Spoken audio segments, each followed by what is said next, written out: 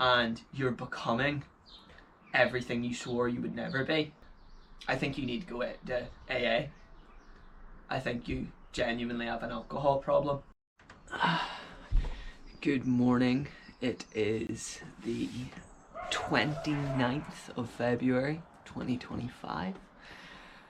I'm going to be having a raw talk with you this morning about why I stopped drinking. I'm going to be doing it while doing a cold plunge. One, so that I hurry up and get to the point, and two, I think it'll be fun for you to just see how much this sucks. So yeah, I hope you enjoy, and yeah, we'll talk about why I quit drinking at the age of 24 and my journey so far. And so yeah, I really don't want to do this. It's really gonna suck.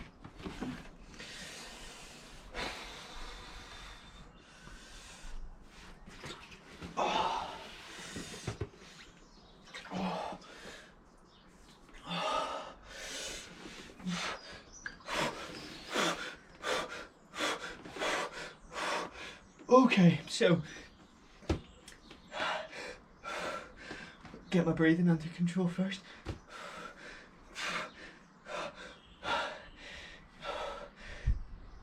Oh, I've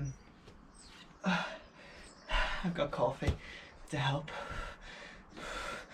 I quit drinking at 24, which was actually just this January, so it's only been 90 days since I'd done it. And yeah, I grew up in a home with alcoholics. I was taken off my parents when I was 4.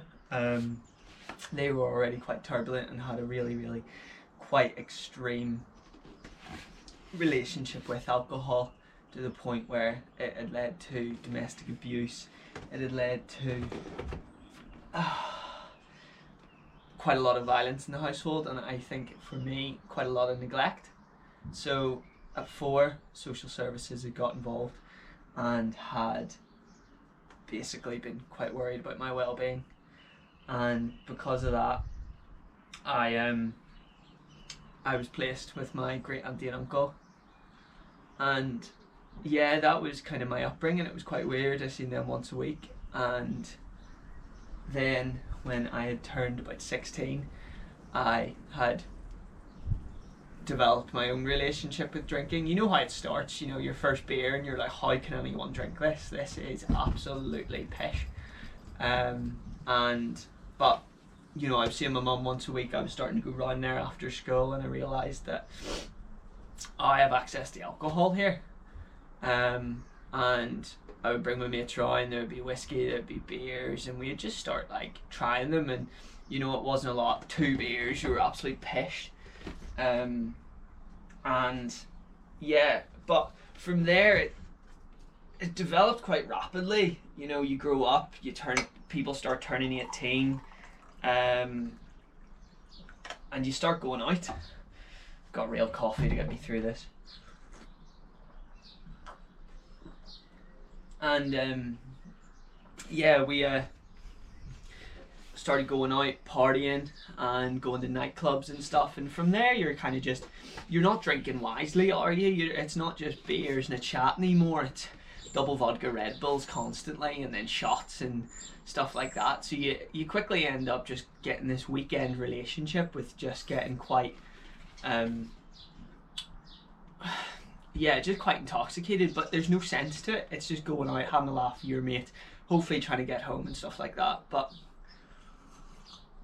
that was my life until I was about 18 to 20, and then I ended up getting my own flat with my brother, and then he moved out and a friend moved in, and this is where things started changed a lot, because I'd moved out when I was 18, and with the drinking, as it usually comes after, it's not enough. So you're finding ways, oh, how can I stay out longer without getting drunk but having as much fun? well then the obvious question is, or the obvious answer is substance use, or substance misuse in this case. So I had developed a thing for Mandy and, you know, ecstasy, and while they're the same thing, you know, anyone who's done it knows that they're a bit different, depending how they're taken and the amount taken. And then that just developed into ketamine and all these things. Now luckily that wasn't a big thing for me. I didn't really enjoy that, but doesn't mean if someone was going to offer it me, I would have said no. But when I turned 20, I moved in with a guy who was my best friend, but we both had this similar upbringing where it was really, really rough, and we were still dealing with a lot of stuff or hadn't dealt with it yet. And I'd introduced him to Mandy, he had introduced me to cocaine. Cocaine was at the time amazing. I loved it. It was everything I wanted to be. It was everything I had hoped to be. You know, confident, chatty, smart, or it made you feel this way. It was a delusion. It was a lie. But I realized that I was now in this point in my life where actually my best version of myself, or when I felt my best, was actually when I was intoxicated and full of drugs. And this was a really dangerous stage because I'm only like 21. You know, the damage I'm doing to myself mentally is horrific. So yeah, but this all stemmed from alcohol. You know, this all started where it would get to the point where, you know, it's, oh, do you want a beer after work? Aye. And then a few pints later, you're thinking, oh, do you want to get a bag? And yeah, it's just, it was becoming more and more, and it was becoming more and more dangerous, where the point it was leading not just to the weekend, it was leading to, oh, I had a shit day at work, a few beers, and then you're suddenly, you know, racking out a few lines at 12 a.m. on a Wednesday morning. And that was getting worrying. But the thing was, like, it's not the drugs that I craved, and I realised this early on, that it was almost a lead up to it. It was like a gateway. The alcohol gave me that. And it really, really made it so that I realised that, right, okay, if I don't want to do this, I better stop drinking. And I started going off in this cycle of, oh no, guys, no, I can't drink, I know I'll take it too much. And they're like, oh yeah, but that's the whole fun of it. I know, but I'm trying to be good. Well, I went on that cycle probably continuously for the last 2-3 years. And yeah, and it got to this point where I went out with my dad one day. I'd usually go walking out with my dad when I got to see him, and we went to the pub and we played some darts, and I got absolutely pissed. And my ex-girlfriend was up at my mum's waiting for me to come up and see her, and of course I was late because I was on the booze. And oh, I better, fuck, it's killing me.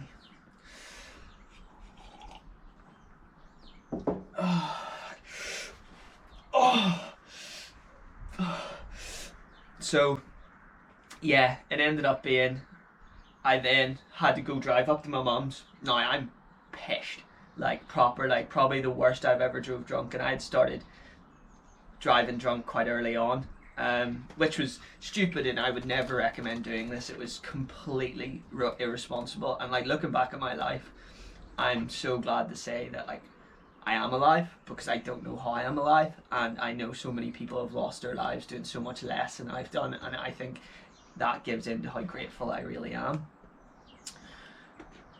And I went up to my mum's, and I'm just pissed. I'm just really, really, really in a bad way. And like my biggest giveaway is hiccups.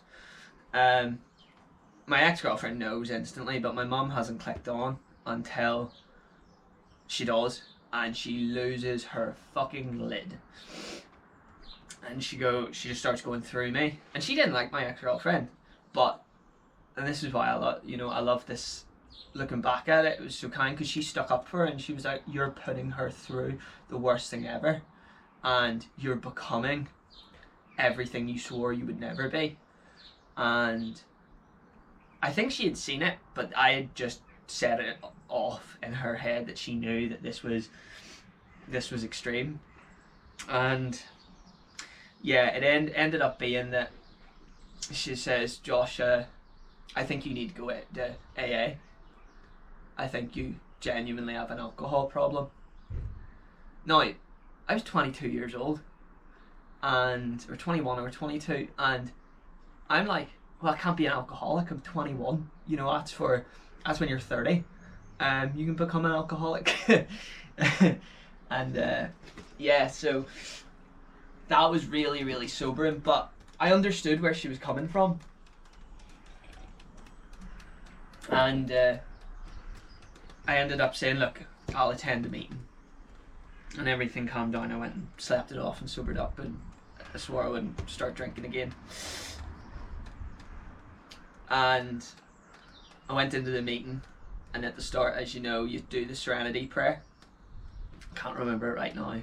Lord, give me the wisdom to accept the things I cannot change, know the things I can, and the wisdom to know the difference, or something like that, something close. I really like it, but at the start, as most of you know, you read out, "Hello, I'm Josh Jones, I'm an alcoholic." But I couldn't do it. I refused to. I was still in this denial stage. Now, anyone that knows kind of the 7 stages of grief or any acceptance process knows that acceptance is the first thing, and I wasn't at that stage. I wasn't, but everyone else told me, and I realised that there was something going on, but for everyone else I was going to do it. But my mum turned around one day and she says, "Josh, if you're ever trying to do this for anyone else, it's never going to work." But I didn't believe her. I says, no, it's grand, don't be worried. And I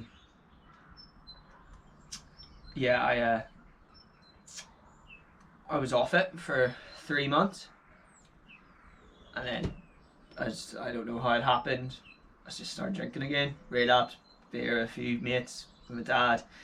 Next thing you know, it's coincident. I think it's so funny that as soon as like the universe knows, or I don't know if you have faith, but for me, I'm like the enemy, the devil knows, because it's as soon as you're like questioning it, someone pops up going like, "Yo mate, I'm doing a bag of pure for 90 quid, you want sorted?" And that sets it back off. So instantly I'm back on the coke, and I'm going on these mad benders again, and I'm calling up the old friends going, "Oh mate, come on, we'll go out for a few," knowing what's going to happen. And the best thing is we're our best justifiers. We're so good at justifying to ourselves it's not going to happen or why things are happening. Also, if you think I'm a pussy, I am. I promise in later videos I'll do the whole thing with my shoulders below it, but not today. I'll make you a deal. I'll finish the video by doing a full dunk. It's gonna suck so badly. Anyway, so I relapse, and at this time things are getting really turbulent with me and the ex-girlfriend. Now, my last relationship before her had ended because of my really, really excessive relationship with drugs and alcohol. And like, we used to throw the biggest parties, we loved partying, but it would always go too far, and it always did. And days of work get fired, and fights, and people got pregnant, and it was just wild. And looking back, I'm just like, it's so fair that she would break up with me, and I'm so glad she did, because I think that's such a good sign of strength, and it needed to happen to me for me to realise. But yeah, so ended up being, so I'm gonna move here. Ended up being, my ex-girlfriend's getting turbulent, and things just aren't going well, and I decide, look, Belfast isn't for me, I need to move, like, this isn't going well, I need a new start, I need to be away from my family. And because there's always going to be problems in my family. My parents are still alcoholics, and there's still the drama that comes along with that, as much as it's not how it was when I was a child. It's still not good. So I realised that I need to move away. So I decide I moved to Dundee to study social work, and funny enough, I was brought up by social services. So I thought, if anyone's going to be a social worker, it's going to be me. And I love doing it. I really, really do. But I came over here and I had no friends. I had, this new place, and I didn't really know anything. And to be honest with you, what do we do where we're in uncomfortable circumstances, where we don't know what we're doing? Well, we go back to what we know. So for me, that meant church. That meant making mates out. Now, I'd chat to my own shadow if it chat back to me. But that just meant finding friends who drunk. And first time I'd ever experienced in Northern Ireland, we don't have casinos. In Dundee, they had a casino, and I lived 5 doors up. So went to the casino, started making mates, and that was just the end of it. I'm back drinking, I'm back in the coke. My biggest saviour was church, and the person I was living with, who was a really, really good Christian. And he gave me so much stability, and he dealt with me coming home in all sorts of states and stuff like that. And eventually I realised that, okay, I do have a problem here, but I still wasn't ready to deal with it. So I did the next best thing. I broke up with my girlfriend to save her and be like, look, I'm still dealing with stuff and I'm not happy anymore. And I wasn't, in fair play, look, it was selfish of me to do it while I'm in another country, but it is what it is. And I realised that, so this kept happening, and I just started, I think this is where my faith comes in, and I'm like, God just started surrounding me with people who were the best for me, and that meant my girlfriend now, that meant people in church, that meant my friends, her friends, and I eventually realised that it was I needed to change this. So on the start of this year, 2025, or just before the 28th, I decided to quit drinking, and I decided that for a year, I'm saying a year, that I don't want to drink, because I want to get it under control now. Between me and you, I don't know if I'll ever get out of control. I'm hoping after this year I will be able to have a few glasses of wine, because don't get me wrong, I'm not saying I drink because I want to get drunk. I just love drinking. I really enjoy it. Like a glass of wine with friends, a beer on the beach. Like I feel like the guy on Joe Rogan, Bert, does the Russian mafia thing, but Bert, he's like, I love drinking. And I'm like, I love drinking, it's class. But I realised that it can't control me. So I stopped it, and I'm now 90 days stopped. And don't get me wrong, it's so hard. Like, I've got formals to go to, and I've got things that when we're out with friends, I really want a glass of wine and I really want a beer. And I find myself getting in these certain situations where the cues are there. Like yesterday, like before, I was on my way to boxing, and the sun is going down. It's a beautiful February day, and I'm just like, oh man, summer's coming, things are good, this is awesome. And I was like, oh, I love a drink, love a bag, well, I wouldn't love a bag, but I know it would probably lead to one, and that's what I want to get rid of. And the reason why I'm telling you this is I'm 24 years old, and I genuinely had to come to the conclusion I had a difficulty with alcohol, because it was leading to me, what is the definition of insanity? Doing the same thing over and over again, expecting a different result. But what is the definition of an addiction? Is having negative, no matter the negative consequences, still continuing to do that thing, or something along the lines of that. And I realised that even though I was seeing all these negative consequences and all the evidence, I was still continuing to do this thing. So I want you to realise that it's okay to recognise you have a problem. It's also recognising that it's actually so bad for you. And if you're in ever a stage that you aren't in control of something, but rather you're continuing to do something in spite of the negative consequences, then that is an addiction. And I want to say that it's okay. It is okay to have an addiction at this age. It's okay to be finding ourselves, and finding ourselves means finding the worst part of ourselves as well. And do you know what? We are a product of our circumstances. I am a product of two alcoholics, but that does not mean I do not have accountability. I'm a product of having a shit upbringing, but I does not mean I have a shit future. So let's come together, let's support each other, let's have conversations about the fact that it's okay to do this, and don't leave yourself isolated, because the times that I've relapsed is when I've been isolated. But I told everyone this time, and I had to tell everyone simply to keep myself accountable. So let's have these conversations, let's talk about it, and let's do it, and then we'll figure it out. Right, fucking gonna do this. Okay, this is gonna really suck, but for you guys I'll do it. This cold plunge hasn't been cleaned, by the way. The water's yellow. I feel like Shrek. It's a bit gross. Okay.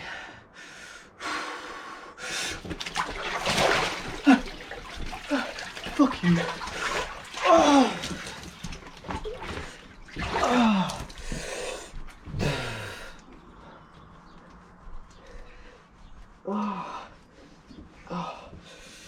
Oh.